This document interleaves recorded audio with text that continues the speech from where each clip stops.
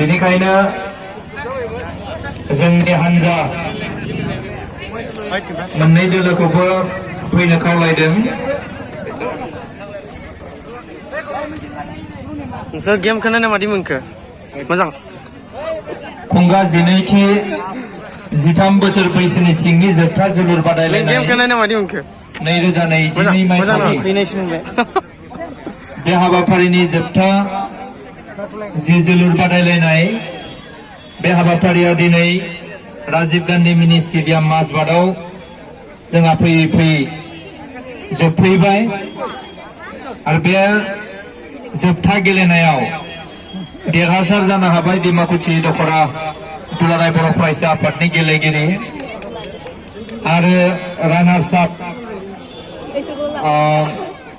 बर्नगाव। दा बे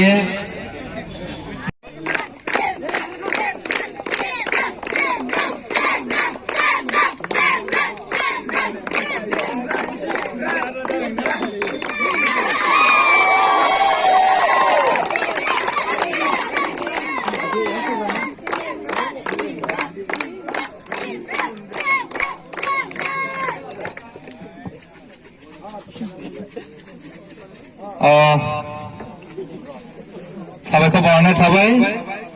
बे समाव जोङो इमेजिनिं प्लेयार्स अफ द मैच बेखौ मोननो हादों।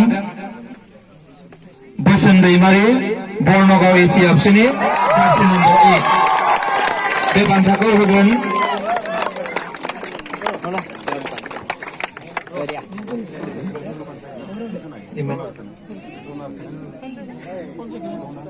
बे बान्थाखौ होनो थाखाय आसाम फुटबल एसोसिएशननि लोगो गाहाय नेहाथारि प्रनिल दैमारि आदा बिथांखौ आङो बे बान्थाखौ बावनो खावलायबाय।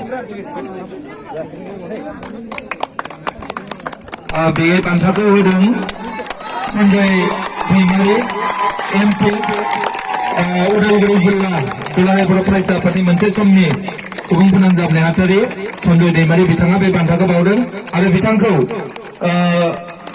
सिनायथि लानायजों लोगोसे बान्थाखौ जयैनो थांफानानै होनो थाखाय खावलायबाय। बे बान्थाखौ बिथाङा बावदों।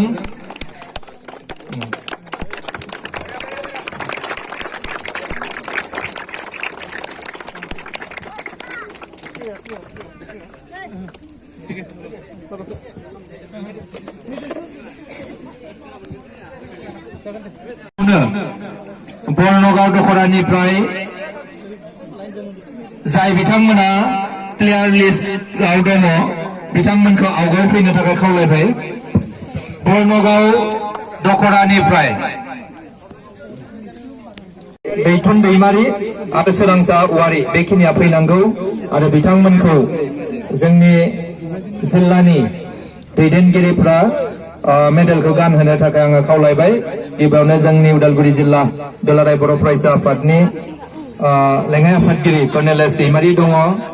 बिथांखौनो आङो गिबियाव गानहोग्रोनो खावलायबाय। बाखि जेखिनि दैदेनगिरि दङ बिथांमोनखौ साफा साफा गानहोनो खावलायबाय।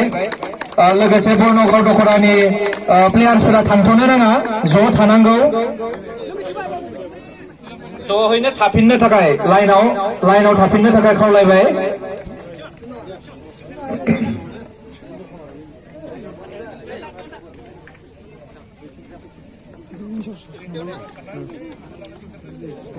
दिनैनि जोबथा जोलुर बादायलायनायनि फिथाइ महरै